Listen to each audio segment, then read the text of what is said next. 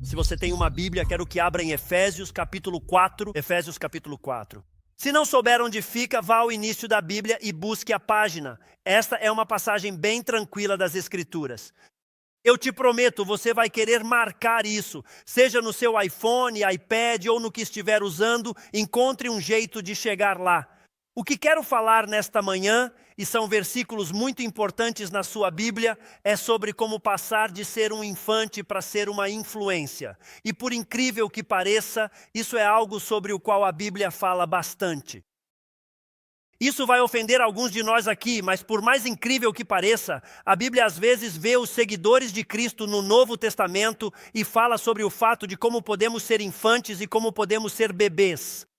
E é exatamente isso que você encontra nesta passagem das Escrituras. Mas a Bíblia realmente nos ensina como passar dessa fase de infante para um ponto em que nossas vidas se tornam incríveis.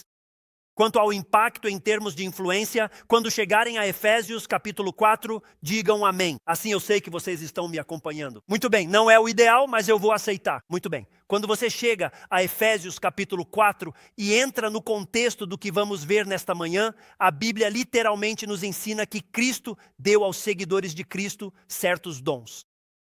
Fizemos uma série sobre isso este ano, do livro de Efésios. Está online e é gratuita. Mas, na verdade, quando chegamos a este ponto, nos diz que Cristo veio para uma igreja. Se você é um seguidor de Cristo, escutem todos. A Bíblia diz que Ele te concedeu alguns dons. Agora, esses dons nos são dados como seguidores de Cristo, para que você e eu prestem bastante atenção, possamos nos unir como igreja e alcançar tudo o que Deus está nos chamando para realizar. Em outras palavras, Deus nos deu o que precisamos para impactar este mundo que está tão desesperadamente necessitado. Na verdade, apenas pare um momento e pense sobre isso. Quero que você pense no que aconteceria se cada seguidor de Cristo entendesse os dons que Deus lhes deu e usasse esses dons para fazer a diferença no mundo ao seu redor. Isso é extremamente importante. Em nossa igreja fazemos a jornada de vida permanente. Visite nosso site. Você pode ler e se atualizar sobre isso. Você pode visitar nossas redes sociais e ver isso. Temos a jornada de vida permanente, 4 aulas que enfatizam principalmente o que realmente importa nas Escrituras. Uma delas se chama Descubra seu chamado e tem como objetivo te ajudar a entender os dons que Deus te deu. Ouça isso porque às vezes quando ouvimos pode parecer irrelevante, mas preste atenção. A razão pela qual Deus te deu um dom não é apenas porque Ele é um doador. Esse não é o único motivo. Deus te deu dons porque o mundo está desordenado. Amém. Vivemos em um mundo desesperado por ajuda.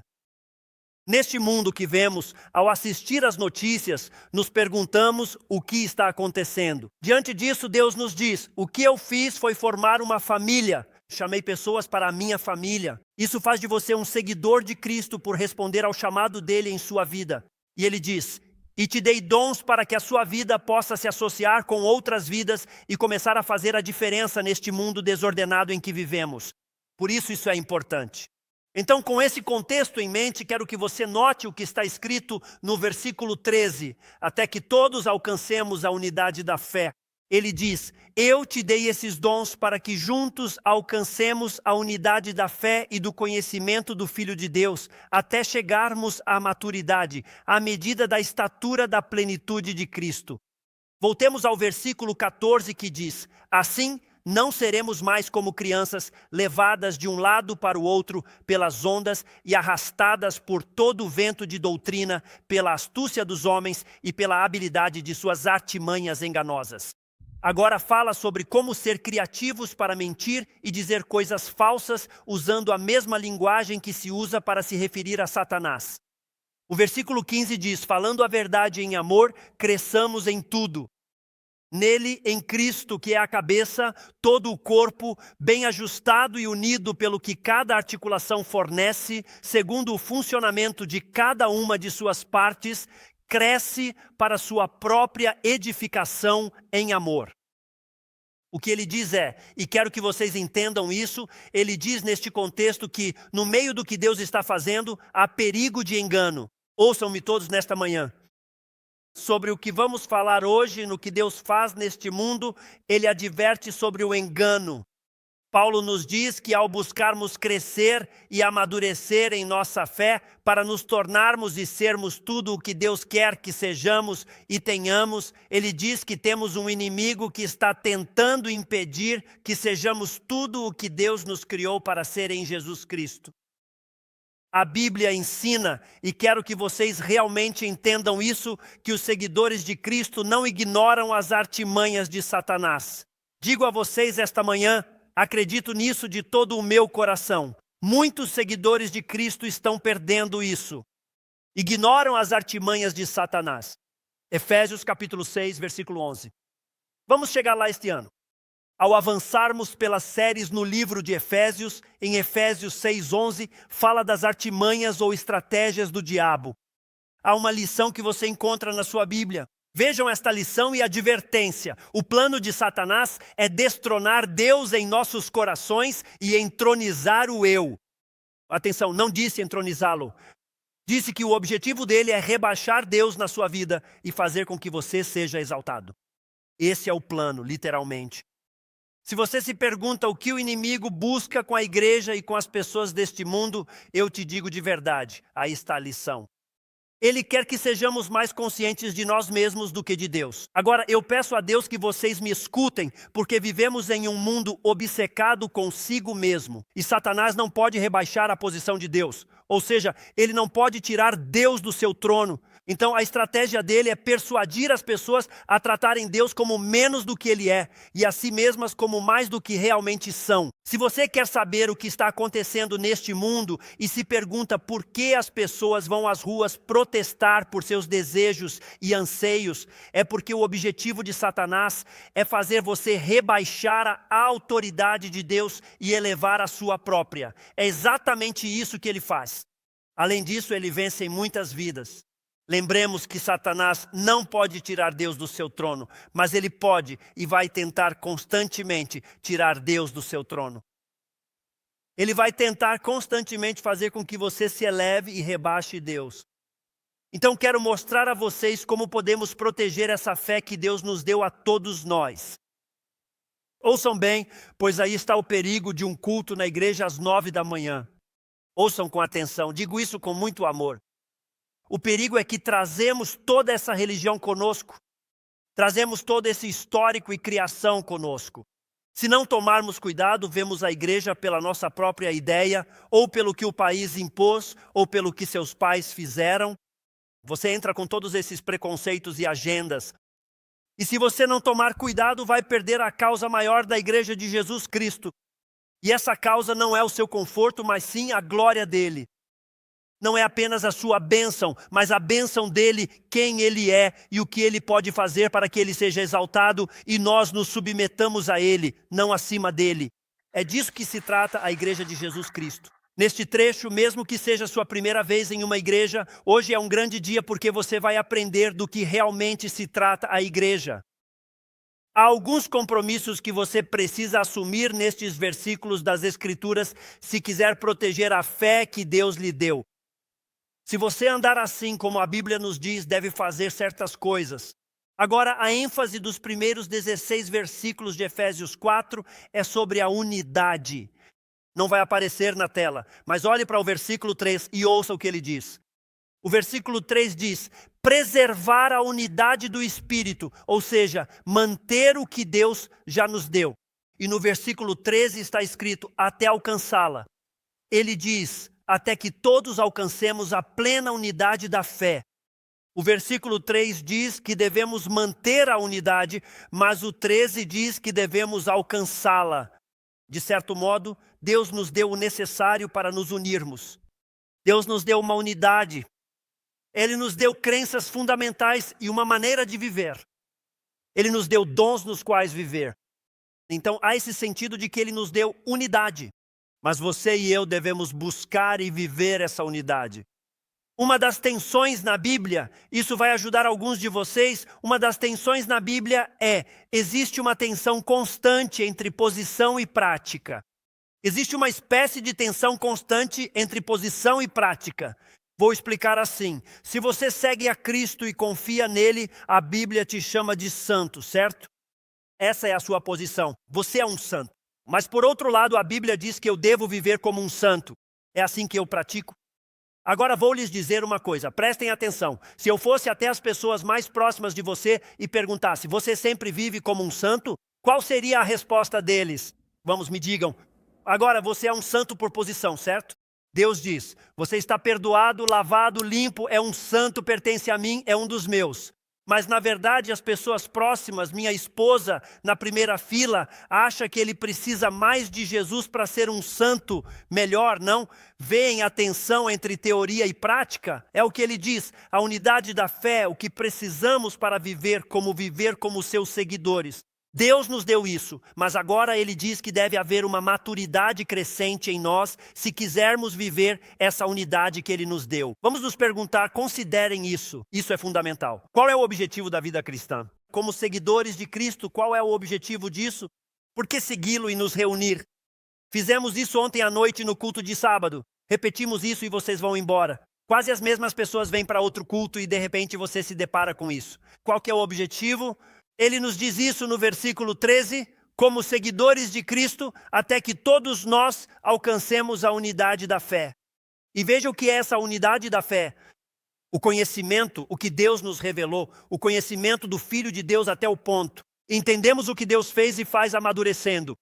Isso não significa que estamos livres do pecado, pois ouça, não podemos ser por nós mesmos. Não é possível. Deus é quem nos guia, nos dirige, mas fala de maturidade. Estamos crescendo para sermos cada vez mais parecidos com Cristo. Veja o que diz, a medida da estatura. Em outras palavras, agora quero que vocês realmente entendam isso. Diz que somos chamados a medir nossas vidas pela medida de Jesus Cristo, que é o modelo. Ele é o exemplo. Ele é exatamente quem devemos imitar. E depois diz isto, que pertence à plenitude de Cristo. Diz que ali está a plenitude de Cristo e devemos medir nossa vida e direção por sua plenitude. Vejam, a meta cristã não é apenas frequentar a igreja ou ter conhecimento bíblico, não é só servir. O objetivo na vida cristã é ser mais parecido com Cristo. Deus se agradou tanto de seu Filho que quis que você fosse como ele. Dizem as Escrituras. E agora, nesta manhã, quero te dizer algo. Eu sei que nem sempre me pareço com Jesus. Minha esposa disse amém. Está tudo bem? Nem sempre sou como Jesus. Tenham paciência, Deus ainda está trabalhando em mim. Ele diz que o objetivo de um seguidor de Cristo é como alcançamos a unidade. Como é que, com tantas igrejas em cada esquina, ainda estamos nessa confusão? Como começamos a agir para que Deus tire de sua igreja aquilo que Ele deseja para este mundo? A meta do seguidor de Cristo deve ser, a cada dia, chegar mais perto da estatura da plenitude de Jesus Cristo. Por isso, o seu primeiro compromisso na vida cristã para obter o que Deus deseja e experimentar o que Ele quer para você é a maturidade. Esse é o principal objetivo a ser buscado. Na sua vida cristã, você deveria estar perseguindo esse compromisso de maturidade, de crescer no Senhor, de ser mais como Jesus Cristo. E devo dizer, isso é um conceito impressionante. Vamos lá, é algo impressionante pensar que você e eu podemos chegar a ser como Cristo. Se vocês estudarem Hebreus 4:12, verão que a Bíblia diz que a palavra de Deus é mais afiada do que qualquer espada de 2 gumes, que tem a capacidade de examinar minha vida, minhas atitudes e meus desafios, buscando me transformar e me moldar na pessoa que Ele deseja. Então, literalmente, se eu vou me tornar como Jesus, Deus vai ter que usar o bisturi da sua palavra, seu espírito e sua liderança na minha vida. E Ele vai tirar de mim tudo o que não for como Jesus para me tornar mais parecido com Ele. Quero que você entenda isso, é uma afirmação enorme. Se você tem sua Bíblia em mãos, sublinhe esta frase, plenitude de Cristo. Destaque isso de qualquer forma e prestem muita atenção, pois essa era realmente uma declaração impactante na sua época. A palavra plenitude é pleroma, em grego. Era usada no pensamento religioso para descrever isso. Prestem atenção, plenitude divina. Paulo usa esse termo em Efésios para ensinar que vocês não estão buscando, ouçam bem, o que precisam para o seu casamento, o que precisam para a sua família ou o que precisam para a sua vida. Aqui ele ensina isso, diz que você não vai encontrar a plenitude espiritual em outro lugar. É isso que ele nos diz. Você não vai encontrar o que precisa para a vida fora de você, lá fora em outro lugar. Só vai encontrar isso em Jesus Cristo. Ouçam com atenção. Para os leitores do primeiro século, cercados por religiões místicas, isso teria sido revolucionário. Eles tinham um Deus para tudo. Se você precisa disso, há um Deus. Se precisa disso, há outro Deus. Paulo diz, não precisa de tantos deuses, há um só Deus suficiente para tudo. Viajei para a Grécia e fiz a primeira e parte da segunda viagem de Paulo. E ao observar aquele contexto, vemos que eles buscavam muitos deuses para enfrentar todas as lutas e necessidades de suas vidas. Estima-se que em Atenas, dentro da cultura grega, chegaram a ter cerca de 30.000 deuses. Imaginem pregar isso em um domingo. Eu diria a todos aqui, especialmente aos jovens, vamos dar um passo atrás. Ao ver essa cultura grega, diríamos, isso não é uma loucura? Eles adoravam 30.000 deuses. Bem, neste fim de semana, no noroeste do Arkansas, eles vão se reunir no Templo Mormon. Eles vão se reunir em pelo menos 5 templos Sikh que eu conheço aqui na nossa região. Eu tenho uma mesquita que fica bem no final da rua da minha casa. E às vezes olhamos para o mundo do passado e pensamos, eles eram loucos. No noroeste do Arkansas, de Bentonville até Fayetteville, há muito o que ver. Surpreende ver tanta adoração este fim de semana aqui. E Paulo diz, podem ficar com esses lugares e seus deuses. Paulo diz que só existe um Cristo e só Ele pode satisfazer cada necessidade do coração.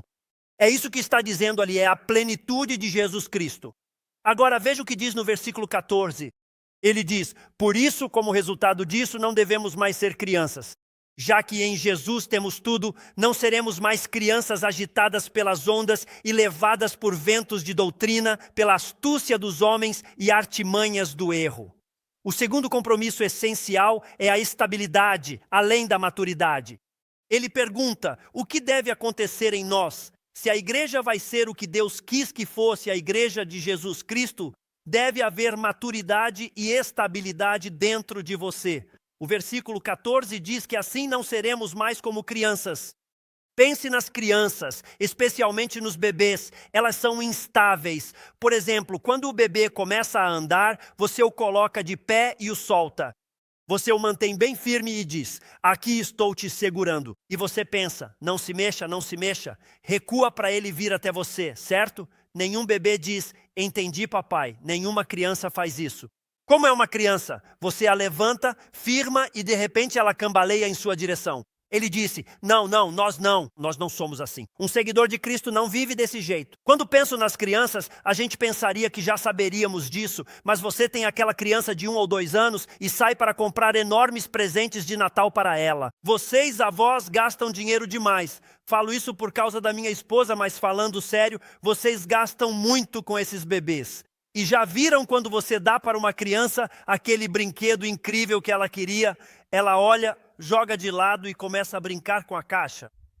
Alguém pode confirmar isso? É como se a atenção deles, estão me ouvindo, fosse tipo, isso é legal, mas isso aqui também é legal.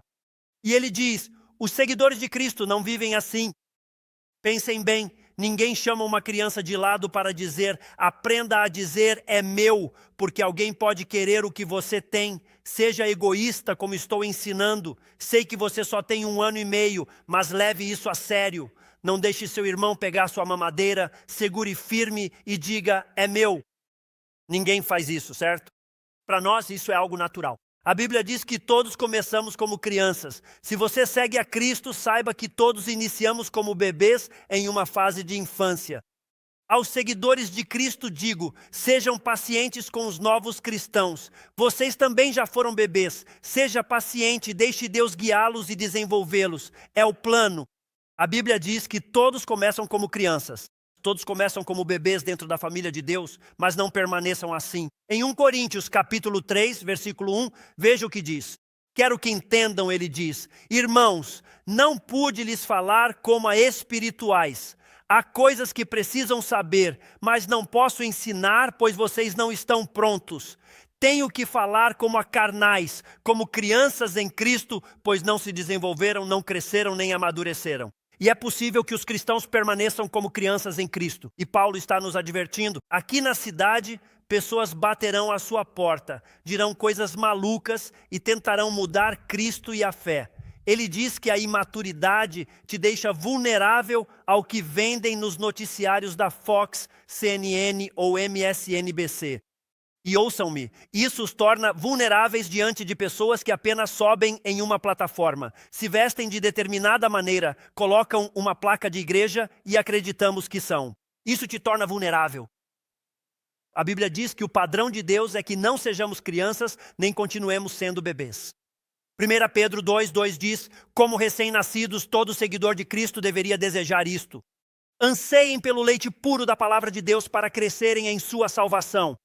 Graças a Deus que te salvou, te deu graça e te uniu à sua família, selando tua eternidade no céu. Mas há muito mais na tua salvação.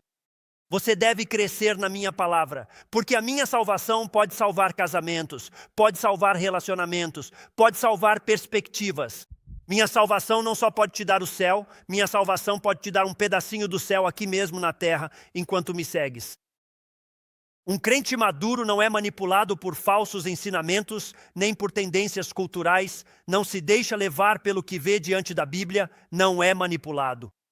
Eles não são manipulados por impulsos emocionais, histórias com final feliz ou músicas envolventes. Também não se deixam levar por opiniões populares. O que ele diz é, ouçam, é a profundidade espiritual que te dá estabilidade para sair e experimentar o que Deus quer para a sua vida. Isso está bom nesta manhã.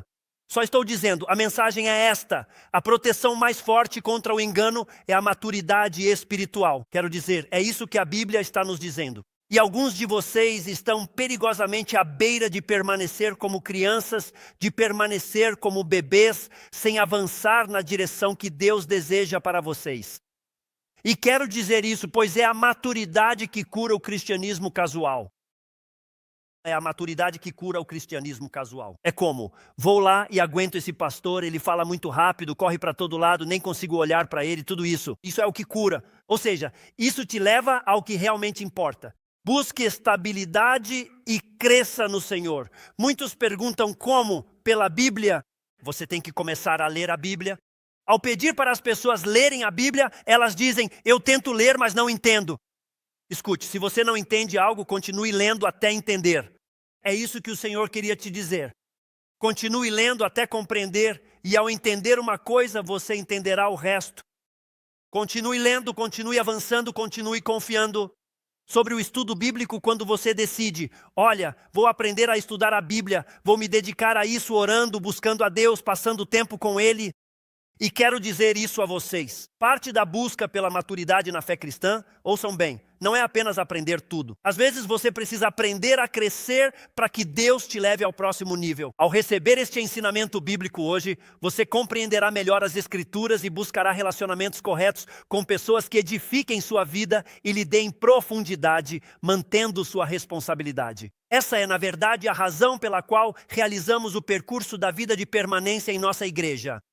O motivo desse percurso é transmitir o seguinte a vocês. Oferecemos uma aula sobre fundamentos e bases da fé e outra chamada Enraizados, para estudar a Bíblia, orar e buscar a Deus. E também uma aula para descobrir o seu chamado, os dons que Cristo morreu para te dar, para que você passe da infância para a influência, incorporando esses dons em sua vida e na igreja para o impacto que Deus planejou para você. Há uma aula sobre levar a missão de Deus ao seu bairro, trabalho, família e a todo o seu entorno. Dessa maneira, conseguimos orientar a nossa vida para aquilo que Deus tem planejado. Essa é a verdadeira maturidade, ser mais como Jesus Cristo. Nesta semana, tivemos um grande ênfase espiritual em nossas vidas para a próxima geração. Tivemos 850 pessoas aqui em apoio às crianças. Celebramos 51 salvações. Graças a Deus é isso que a igreja faz. Ela se reúne, aprende, se desenvolve e cresce. E aqui está a chave. Você precisa colocar sua fé em prática.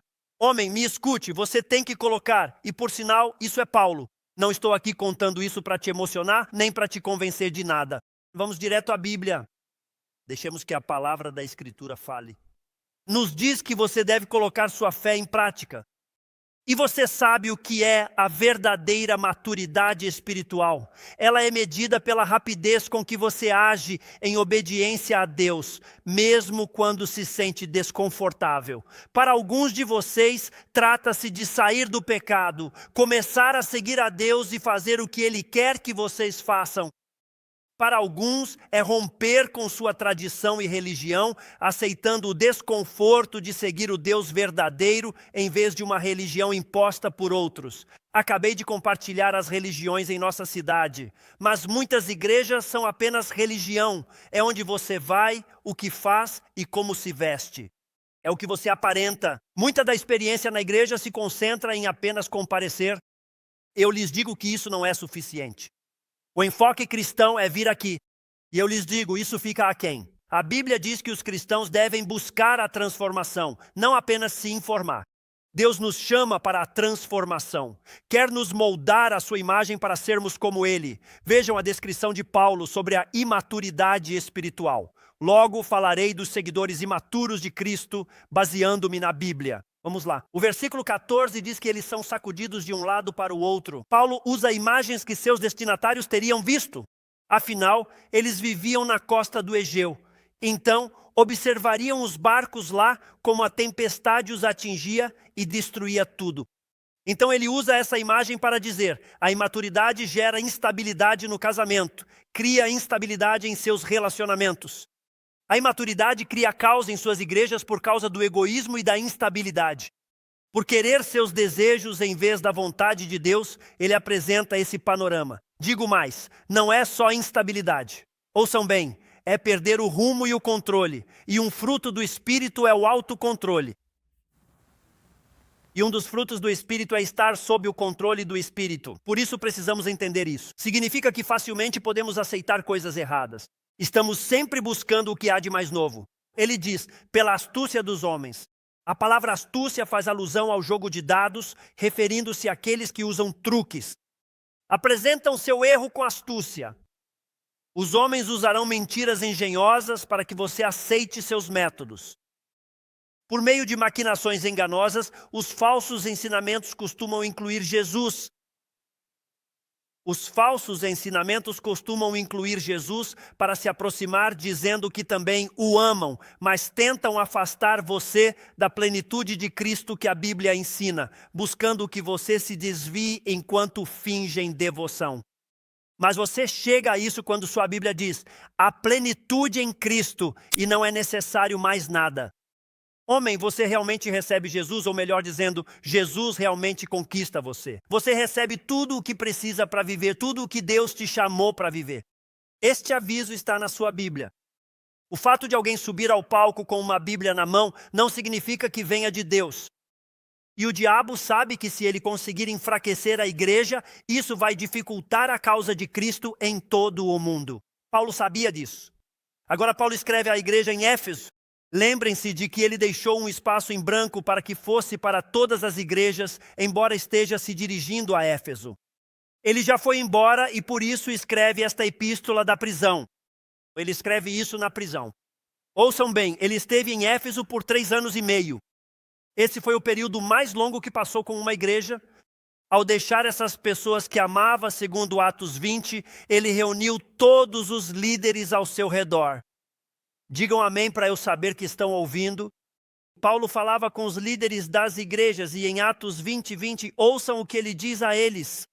Ele faz um discurso de despedida, buscando o melhor de Deus para eles. Ele diz, cuidem de si mesmos e de todo o rebanho sobre o qual o Espírito Santo os colocou como supervisores para pastorear a igreja de Deus, a qual ele adquiriu. Por isso importa tanto. Porque vocês percebem que foi necessária a morte, sepultamento e ressurreição de Jesus Cristo para tornar possível o que está acontecendo nesta manhã. Custou para ele. Ouçam o versículo 29. Sei que depois da minha partida entrarão no meio de vocês lobos ferozes que não pouparão o rebanho. Isso significa que virão por interesses próprios, pensando em si mesmos, sem se importar de forma alguma com o povo de Deus. E então, versículo 32. Alguém virá para mudar o foco e o propósito da igreja. O que vem a seguir? Versículo 32. Eu os entrego a Deus, a sua orientação. Entreguem sua vida à vontade dele.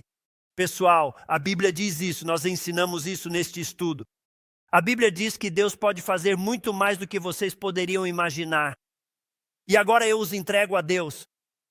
Olhem isso, a palavra da sua graça que é capaz de edificá-los e dar-lhes uma herança entre todos os santificados. Isso é para toda a igreja. Então, como você vai se manter firme? Ele diz, permaneça na palavra. Como você continua firme? Todos nós estamos em níveis diferentes.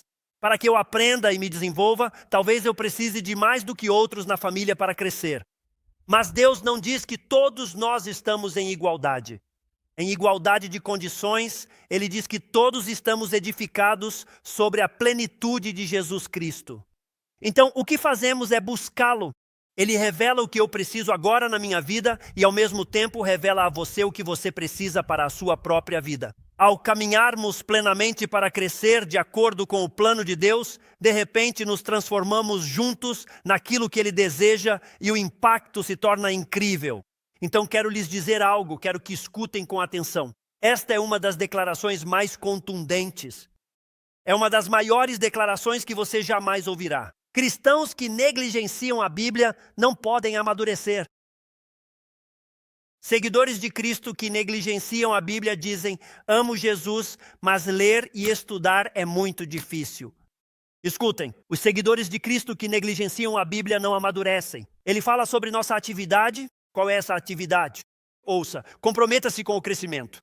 No versículo 15 diz, veja o que acontece. Busque viver na plenitude de Cristo e transforme-se à sua imagem. Isso vai te tirar de uma vez por todas do engano. Vai te tirar de um caminho errado, vai te tirar de uma vida que está indo para onde Deus não quer que vá. Vocês estão comigo nesta manhã? Vocês deveriam estar gritando e levantando as mãos neste momento. Isso vai te tirar da confusão e do lixo que você está criando, te levando para onde Deus quer que você esteja. No versículo 15 diz, falando a verdade em amor, cresçamos em tudo naquele que é a cabeça, Cristo. Isso é importante. Preciso que todos ouçam. A verdade e o amor devem sempre andar juntos. Os seguidores de Cristo devem saber que a verdade e o amor andam sempre juntos. O versículo 15 é fundamental para a igreja e para o discipulado. Falar a verdade em amor.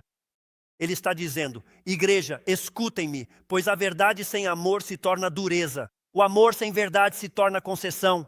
Escutem-me. A verdade sem amor é dureza. É comum em nossas igrejas, mas o amor sem verdade é concessão. Também é comum. Jesus modelou ambos perfeitamente. Aqui está a lição, prestem bastante atenção. Os crentes maduros aprendem a manter convicção e compaixão juntas. A maturidade tem a capacidade de unir a verdade e a compaixão de Deus. Aqui vai outra lição. Tirem uma foto, pois logo avançaremos. Ao falar em nossos relacionamentos, como ao compartilhar o evangelho com o cônjuge, a Bíblia ensina que antes de falar, pergunte-se, isso é verdade? Isso é realmente verdade? Ou é apenas uma preferência? É por causa da criação. Hoje em dia se dizem tantas coisas na igreja que parecem de Jesus, mas na verdade foram ditas por Benjamin Franklin, que foi um dos pais fundadores. Não é verdade? Será que é isso mesmo que a Escritura ensina? Número 2. Isso é amoroso? Por exemplo, essa verdade é algo que posso dizer com amor? Veremos isso com mais detalhes ao final deste capítulo. E será que é útil? E a Bíblia fala sobre isso. A Bíblia diz que nossas ações devem ser edificantes e construtivas. A Escritura nos ensina que todos vocês precisam de verdade para a mente e amor para o coração. Há pessoas que se orgulham de sempre dizer o que pensam, mas elas deveriam parar de agir assim, porque a Bíblia diz claramente que quem faz isso é insensato. Não é verdade, amigos? Vejam, eu disse, a Bíblia diz que são insensatos. Não disse que fui eu quem disse. Eu disse que a Bíblia diz isso, mas é uma realidade. Por exemplo, há pessoas que se orgulham de dizer a verdade. Mas lembre-se, se você diz a verdade sem amor, é brutal, sem graça. Eu só quero ajudar. A verdade sem amor. Ouçam-me, a verdade sem amor é prejudicial, mas também é prejudicial falar de amor sem verdade. Pessoal, ouçam-me. Se tudo é amor e não há verdade, você nunca ajuda ninguém. Se tudo é amor e não há verdade, você deixa as pessoas do mesmo jeito, sem a verdade. Dê a verdade com amor e também amor com a verdade. E isso é fundamental. Isso é incrível, porque primeiro vou nos ajudar, não sei o que vai acontecer com os outros. Nós seremos os primeiros a receber ajuda. Sua Bíblia diz bem aqui, falando a verdade. Sublinhe isso na sua Bíblia. Se você está anotando, escreva isso. Você sabia que isso é mais do que falar? No idioma original, a palavra é aletos, que significa literalmente dizer a verdade. Significa praticar a verdade. Então, Paulo não está apenas descrevendo uma fala verdadeira, mas está descrevendo um estilo de vida que vive o amor e a verdade. Literalmente significa viver com verdade em amor. Então, o que ele está dizendo é, vejam pessoal, o que a igreja deve se tornar não é apenas um lugar que fala a verdade. O que a igreja deve se tornar não é apenas um lugar que fala sobre o amor. Deve ser um lugar onde a verdade e o amor se manifestam nos motivos, nas ações, na atitude e no relacionamento com o resto do mundo. Não apenas palavras, mas um estilo de vida que equilibra ambas as coisas. Por isso, nossa mente cresce com a verdade. Nosso coração cresce ao dar amor de forma física e real. Isso importa por causa da unidade. No versículo 16, pensem por um momento. Ou seja, muitos aceitariam meu ensinamento. Diriam que aplicariam meus ensinamentos, que é assim que a igreja deve ser. Vocês são a igreja. O que significa que quando você está em casa com seu cônjuge, quando está em casa com seus filhos, quando passa tempo com as pessoas no trabalho, assim é a vida cristã. Essa é a essência da vida cristã. De verdade, já vi isso 1000 vezes. Por exemplo, você entra aqui e é como, oi, como você está?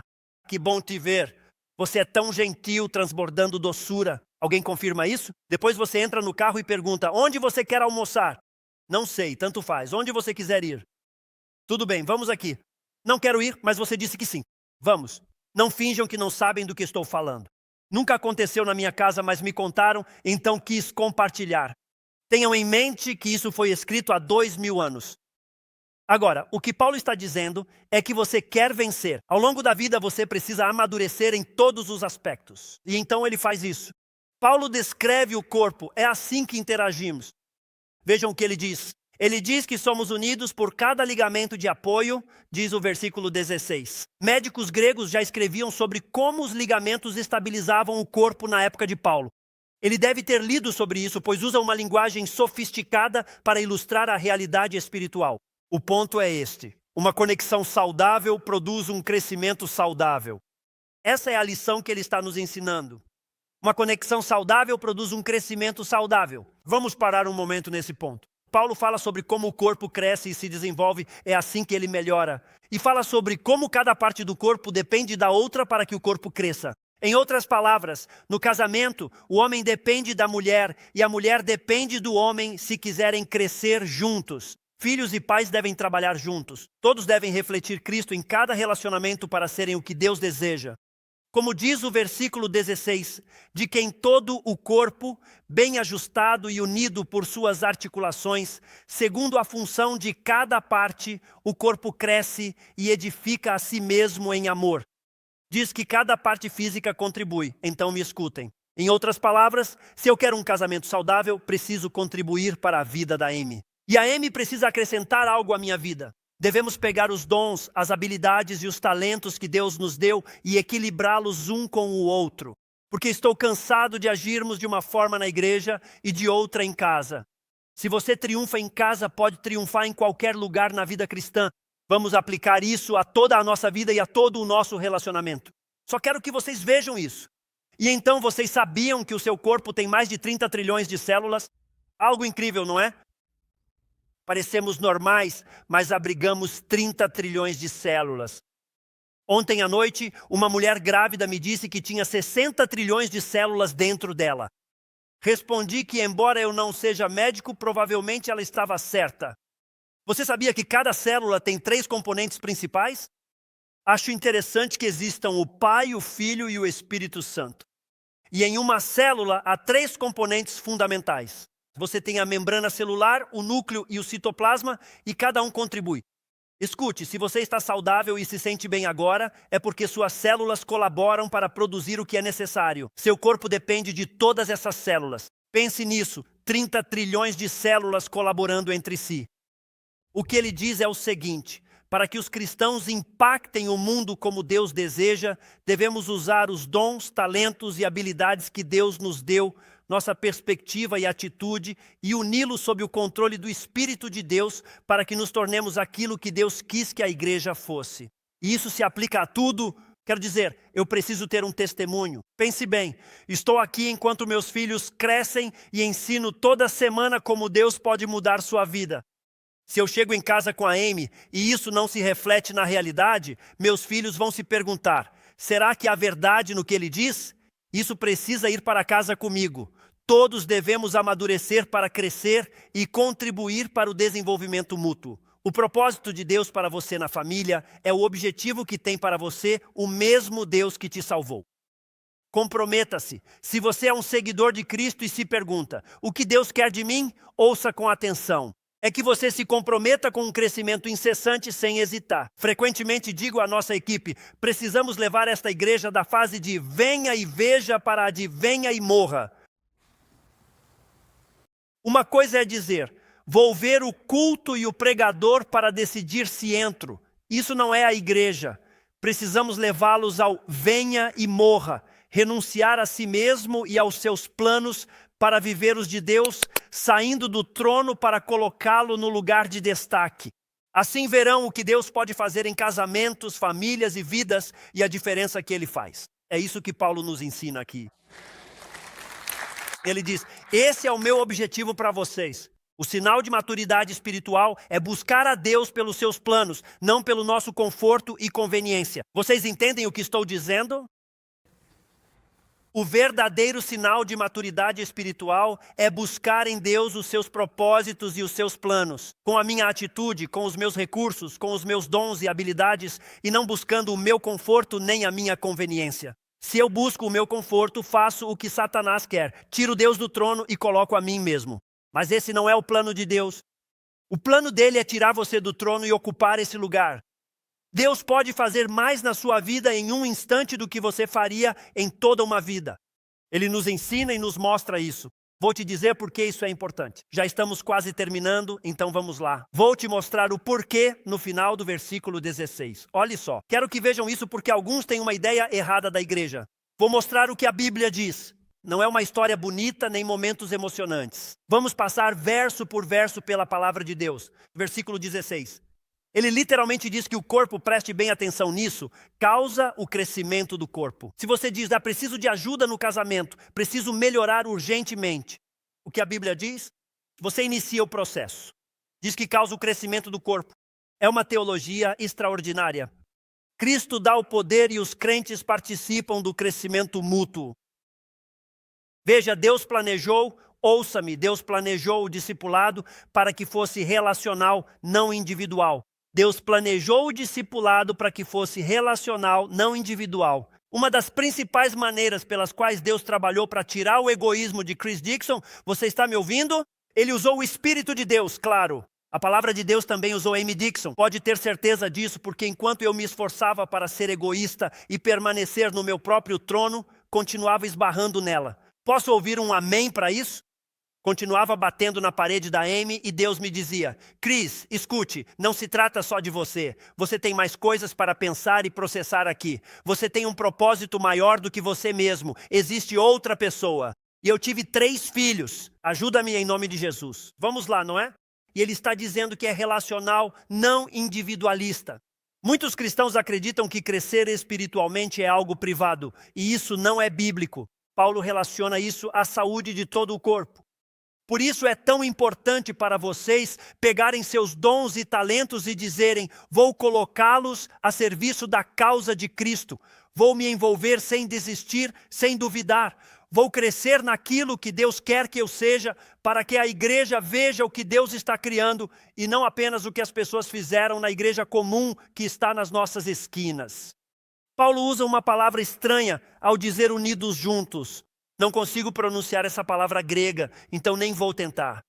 Era usada em arquitetura e construção. Em Efésios 2:21, ele usa esse mesmo termo ao falar sobre estar unidos. Isso trata de como Deus está construindo o seu templo. A Bíblia diz que o templo de Deus não é um edifício, mas sim nós. Efésios 2 ensina que Deus constrói o seu edifício. É como pegar uma joia e uni-la ao edifício, tornando-os um só.